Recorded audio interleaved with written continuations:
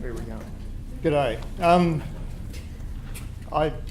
I have had to go and come back again. I apologise for that. It's not like how I like doing days like this when there's so much important information, and if I either replicate or contradict anything that's been said by others, then it's probably my fault. But I can unofficially announce that WA is going to get a new regional university campus. There's going to be, in the middle of Gondwana Link, a property called Mount Curtin are now committed to establishing a bush university. What's a bush university? Well, we've just had 9 months working that out. It's going to have a strong cultural focus, but there'll be some other elements too. You can't be part of traditional owner culture and not look after country, know about country. We all know that. And I hear rumours about Walloona as well. Now, what do I point at that? No, we'll just do it here. Yep. Right, whoops, go back one. There we go. Some of you would have seen my obligatory cartoon before, but I just want to make the point that, you know, the icebergs are melting, there's fires in Sweden, North Scotland's at 30 degrees plus for weeks on end. It's time to stop mucking around with the fiddly bits, and it is, if we're not doing stuff that is really serious and making a big difference somewhere, then, you know, you can put $500 million into playing games on the Great Barrier Reef and it's not going to make any difference. Our response to that, or the response of a bunch of us for southwestern Australia, has been to think, well, where are the big bits of bush that have a fairly good chance of being healthy in the long term? Where's a lot of the biodiversity that's less still concentrated? Do we really have to play hard triage with some of the threatened species in the wheat belt? Well, I think it's being done for us. I can use this? We'll try it. Yeah. Whoops, wrong way. We'll get sorted. Who are we? I often use the royal we, so does the Queen. We both tend to get away with it. And collaboration, integration. There's a bunch of groups and individuals and companies we work with over the years. The Gondwana Link program's been going 16 years this month. Some groups come in and out, some love us forever, some love us and then hate us and then love us again. It's an interesting business, but these are a lot of the various groups have been doing stuff, and it's not a new photo.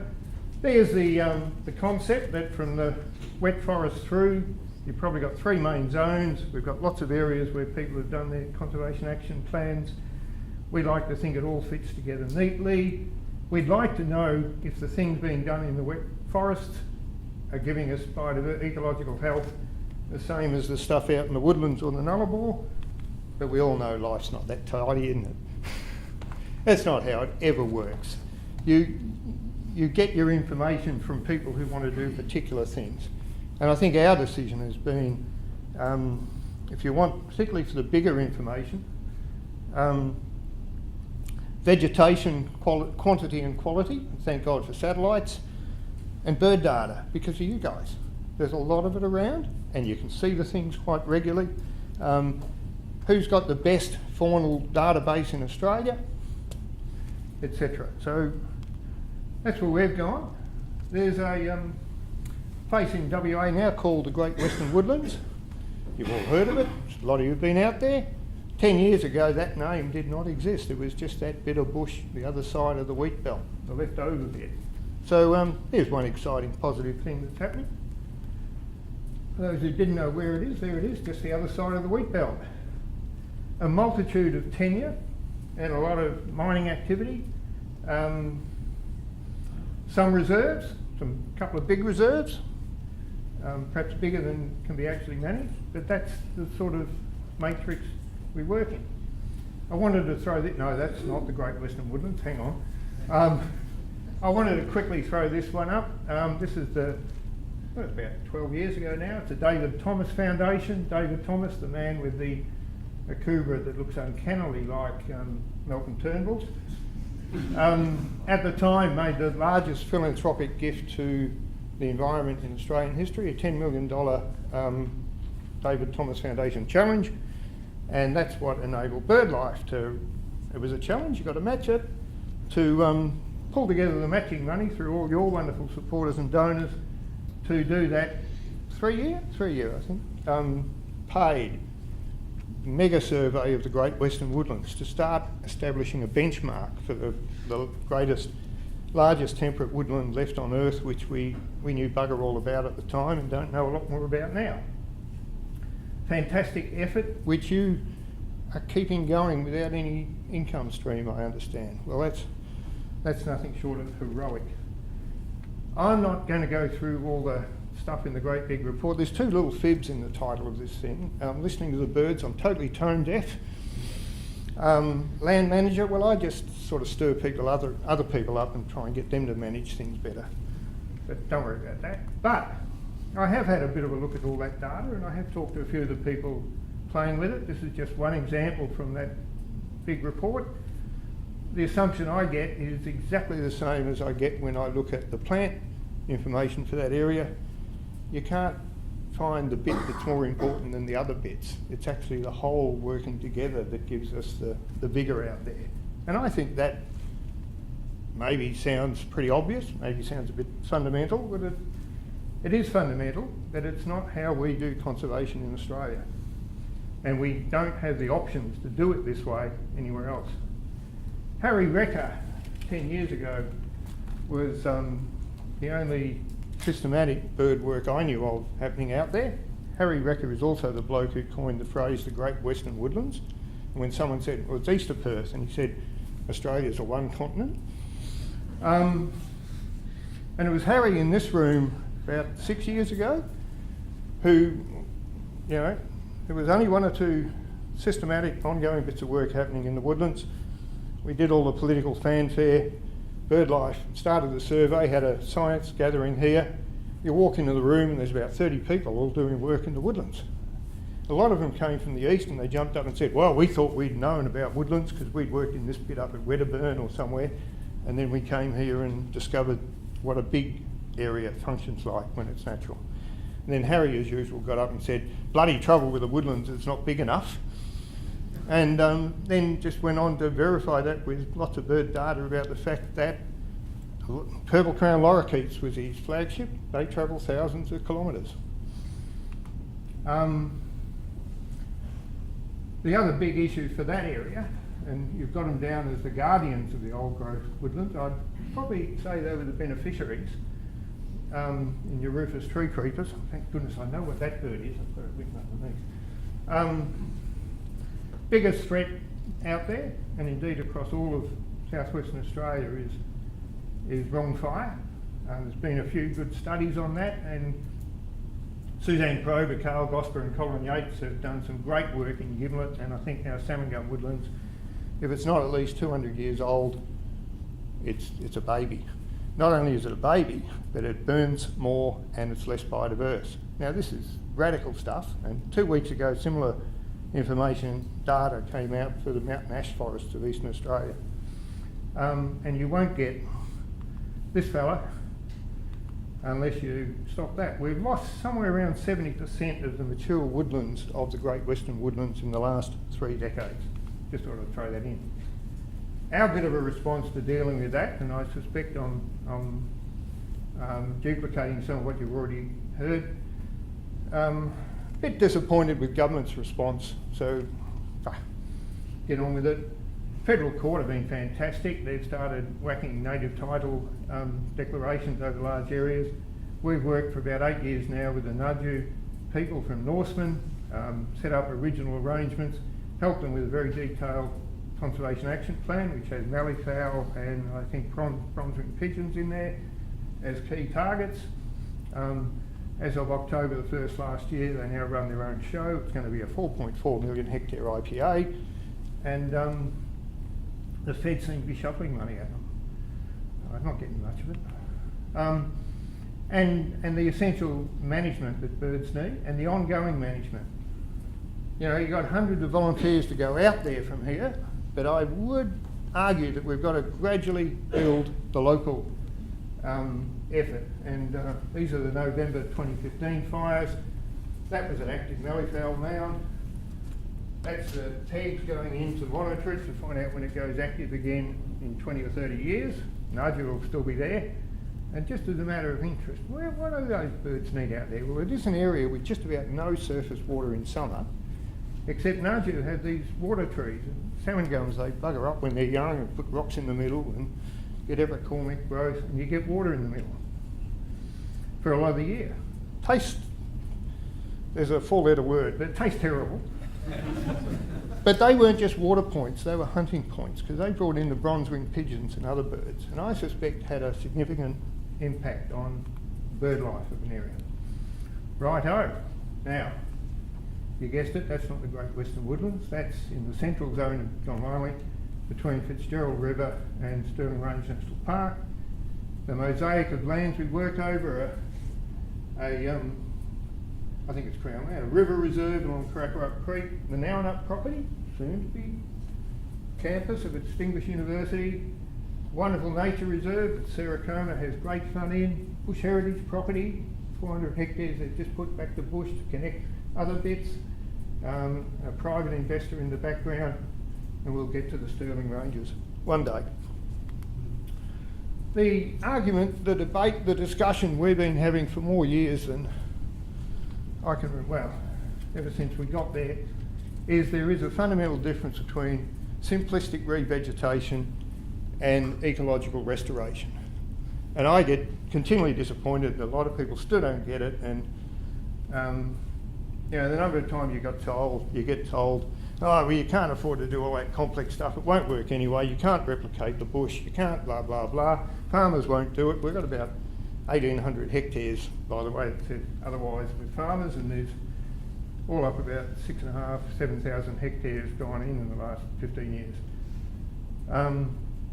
We initially developed a simple set of standards to try and clarify whether or not people were doing stuff that would be ecologically useful or not. And you know, bottom line is, if people see a few birds in a bit of re-veg and say, oh well, that's good for biodiversity, but how many magpies does this country need? I didn't put a name under that one, but I think I know what it is. One of the less common birds of the South Coast area. And there is now, if anyone hasn't looked at them, you're very naughty, there is now a set of national standards, which Justin Johnson and Paula Deegan, who drove our standards, helped drive the national standards, which actually have morphed into international standards for ecological restoration. How do we get the habitat back to the birds that need it? This is the sort of planting that goes on. This is what happens when you raise a couple of $1 million and then think, oh shit, I hope this works. But this is the first one, a property called Pennyup that Green Australia has, where we did Justin Johnson, man down the bottom, did very careful design to what was there. And in amongst it, because you can't afford, you can do ecological restoration for much the same cost as you do plain old boring re-veg, but if you start putting too much of certain things in it, it gets a bit hard. So there's little pods of proteaceous plantings through this, because we happen to know from Rob Lambeck's work and others in the central wheat belt that there's a thing called the autumn feed gap for sheep and honey eaters. So you do need a good mix of stuff. A few years later, that's Justin's work on the Bush Heritage Mondrian North property, getting the proteaceous stuff more common out there by burning great big piles of banksias, and 3 years from direct seeding, 130 species, proteaceous stuff all through it. We can do that now for somewhere between 1,000 and 1,500 a hectare. Is it any good? Now at this stage, I pretend I'm Nick Dunlop. How do you reckon I'll go? You want to? No, all right, Nick's going to let me do it. So Nick's been, with a little bit of help from us, not much, and lots of help from the state NRM Natural Resource Management Program, and more to come, I'm sure.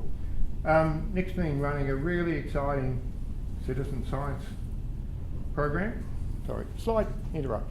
I upset one of my academic friends a couple of years ago. We did a joint paper about Gondwana Link, and he said, I'd like to put something in there about citizen science. And I said, sure, can I put something in there about academic science? Well, that's science. Well, if you want to, I'm a bit worried about keep calling it citizen science.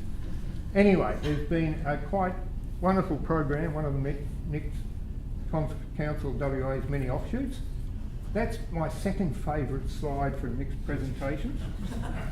I know you've got your bird data and that, and I think that's going to be wonderful to mine and get stuff out of. I don't know how to do it. But type 1 and type 2 are the common problems you encounter with all data.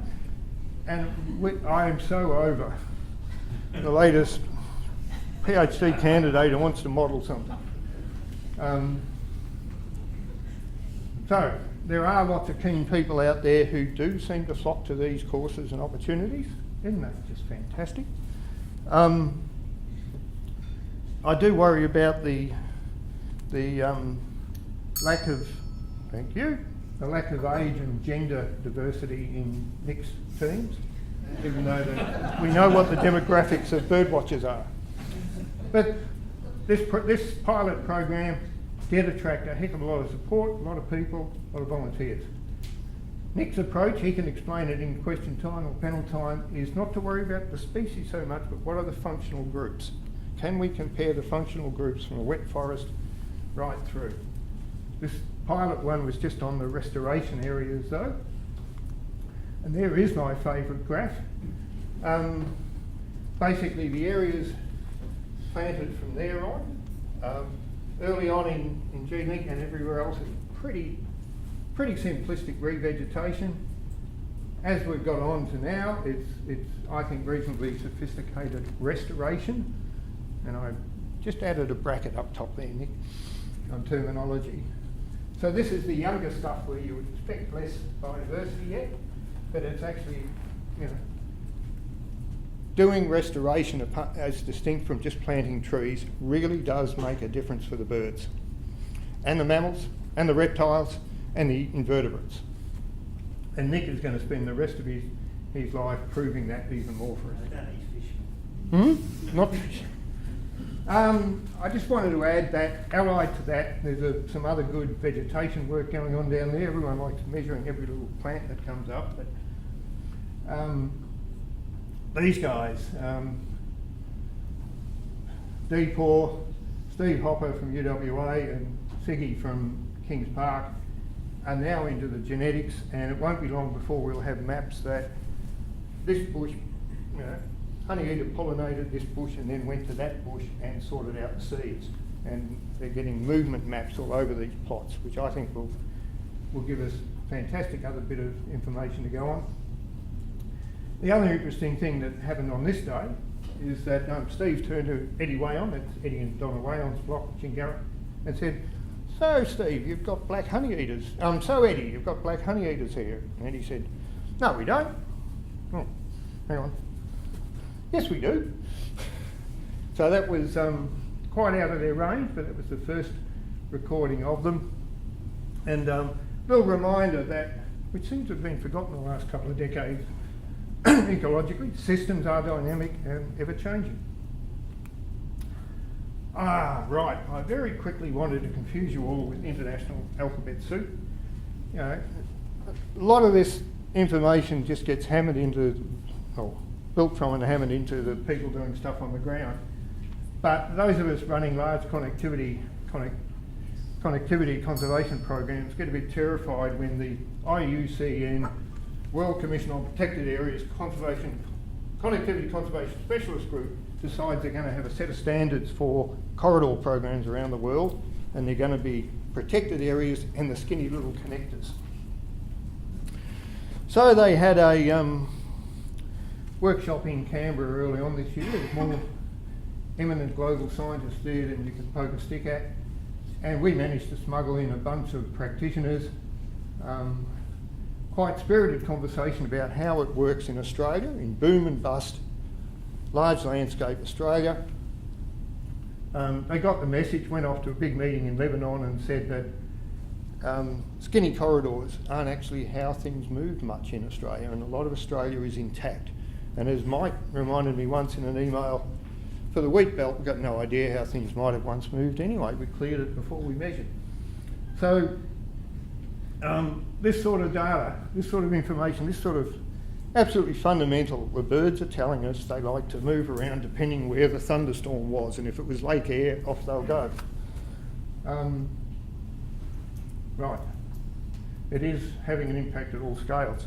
The last thing I want to say, a lot of today is about working together. I really like working with BirdLife, Cons Council and others. I think my definition of collaboration is that it happens when you've got respect and trust and you're having a lot of fun. So on that note, no, let's do it on this note. Whoops.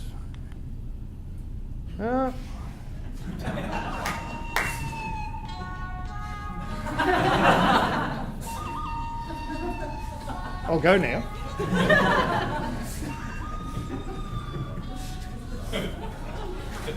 Wait a minute, tell me your next photo.